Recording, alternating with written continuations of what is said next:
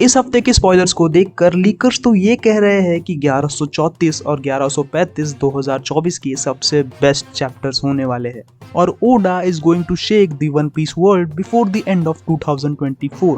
और यह chapter number 1134 के स्पॉयलर्स देखकर मुझे भी लग रहा है कि इस साल का जो आखिरी चैप्टर आने वाला है यानी कि 1135 वो एक एब्सोल्यूट 10 on 10 होने वाला है।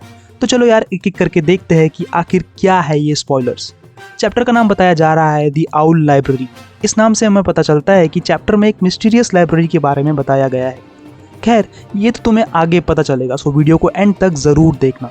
चैप्टर की शुरुआत में हमें लूफी और जैगुआर डी सोल की कन्वर्सेशन दिखाई जाएगी, जहां लूफी सोल को रॉबिन को बस्टर कॉल के दौरान बचाने के लिए थैंक्स बोलता है, क्योंकि अगर वो रॉबिन को तब नहीं बचाता तो स्ट्रॉ हैट्स को इतनी अच्छी दोस्त और क्रूमेट कभी नहीं मिल पाती। वही हम देखेंगे कि लिलिथ सबको बताएगी कि उसके पास वेगापंक का एक स्टेला अभी भी है। ये उसकी असली स्टेला नहीं है बल्कि उसकी स्टेला का एक क्लोन है, जिसको लेकर मेरे पास तुम्हारे लिए बहुत ही अमेजिंग थ्योरी है जो मैं तुम्हें वीडियो के एंड में बताऊंगा। खैर लिलिथ हमें ये भी बताती है कि उसका जो पुराना नॉलेज है वो पूरी तरह से बर्बाद नहीं हुआ है और उसके पास काफी प्लान्स और चीजें हैं जो वो एल्बाफ पर सबको दिखाएगी।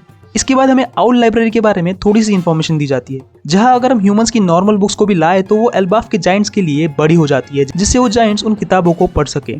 इसके बाद सीन शिफ्ट होता है अंडरवर्ल्ड में, जिसमें लोकी किसी मूसा से बात कर रहा होता है। तो अब सवाल उठता है कि आखिर ये मूसा है कौन।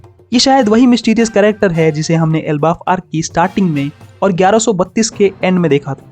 आखिरी स्पॉइलर में सीन शिफ्ट होता है to the castle in the heaven world. So अगर तुम्हें एल्बाफ की पिक्चर याद हो तो शायद ये इस कासल की बात हो रही है। यहाँ सडनली कुछ मैजिकल सर्कल्स अपीयर होने लगते हैं। हो सकता है ये वही सर्कल्स हो जो हमने एगेड आर्क पर देखे थे, जिसमें से गोरोसेस निकले थे। और इस कासल के सर्कल में से जो निकलता है उसके बारे में सुनकर तुम्हारे होश उड़ जाएंगे, क्योंकि इसमें से निकलते हैं दो लोग। पहले वाले के बारे में तो हमें कुछ नहीं बताया है, पर दूसरे के बारे में इतना बताया गया है कि इस इंसान का जितना भी थोड़ा बहुत ब्लर फिगर दिख रहा है उससे ये लग रहा है कि ये इंसान शैंक्स है। पर फिर से ये सवाल उठता है कि भाई ये आदमी है कौन? क्या ये सच में शैंक्स है या फिर ये वही बंदा है जिसे हमने चैप्टर नंबर 907 में देखा था, जिसकी स्वॉर्ड्स शैंक्स जैसी दिख रही थी और जिसे हम शैंक्स का इविल ब्रदर समझ रहे थे?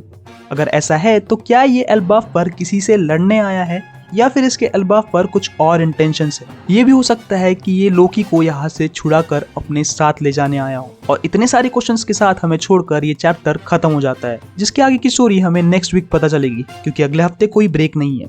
अब एज प्रॉमिस डिस्कस करते हैं वेगापंक के बारे में। तो यार मेरे हिसाब से असली वेगापंक नाम की कोई चीज एग्जिस्ट ही नहीं करती है, और जो एगेड आर्क में मरा था वो भी वेगापंक की स्टेला का एक क्लोन ही था। ये सब हो सकता है वेगापंक का एक प्लान, जिससे वो अपने आप को हमेशा जिंदा रख सके और अपनी रिसर्च को हमेशा कंटिन्यू कर सके। वो जैसे ही मरने वाला हो वो अपना एक क्लोन बनाकर पुराने स्टेला की सारी इंफॉर्मेशन उसमें फीड करता जाए और पुराने स्टेला के मरने के बाद नए स्टेला से अपना काम कंटिन्यू करे। पर अब सवाल उठता है कि उसके नॉलेज फ्रूट का क्या, और अगर वो बार बार मर रहा है तो उसका नॉलेज फ्रूट बार बार उसके पास कैसे आ रहा है? तो यार इसका आंसर है कि उसके पास उसका नॉलेज फ्रूट बार बार नहीं आ रहा है और उसे अब इस फ्रूट की जरूरत भी नहीं है, क्योंकि वो सारी इन्फॉर्मेशन तो पंक रिकॉर्ड में स्टोर कर रहा है। जैसे ही नया स्टेला आता है वो पंक रिकॉर्ड से सिंक करके सारी इन्फॉर्मेशन अपने आप में फीड कर लेता है। तो यार इसकी पॉसिबिलिटी भी बढ़ जाती है कि अब नॉलेज फ्रूट किसी और यूजर के पास हो। खैर इस पर तो हम किसी और वीडियो में डिटेल में डिस्कशन करेंगे। सो अगर तुम्हें उसके बारे में एक वीडियो चाहिए तो मुझे कमेंट में जरूर बताओ। और यार आगे आने वाले चैप्टर्स का एक्सप्लेनेशन देखने के लिए तुम मुझे अभी से सब्सक्राइब करो और मेरे चैनल को और एक्सप्लोर करने के लिए लेफ्ट वाली वीडियो पर क्लिक करो। मैं मिलता हूँ तुमसे नेक्स्ट वीडियो में, तब तक के लिए गुड बाय।